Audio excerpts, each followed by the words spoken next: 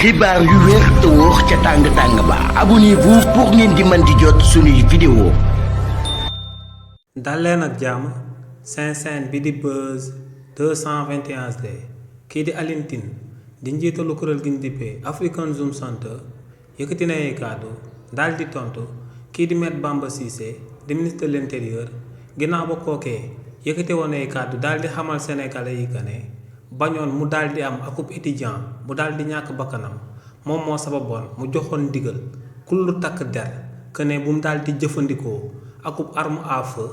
waaye tamit daa gëm que ne maintien de l'ordre mun naa daal di am sans bavure daal di am.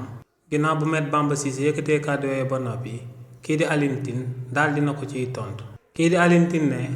lu leer ba am moom mooy que ne ministre de l'intérieur bii di Me Bamba Cissé conception da ko war a daal di changer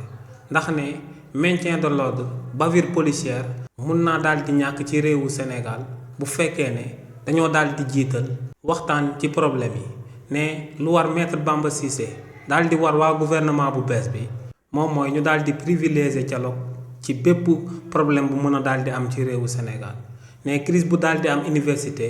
ne avant muy daal di tàkk amoon na ay signes yu doon wane que ne li ni mel mënoon naa daal di dem ba situation bi daal di dégénérer ba akub étudiant daal di si ñàkk bakkanam nee nag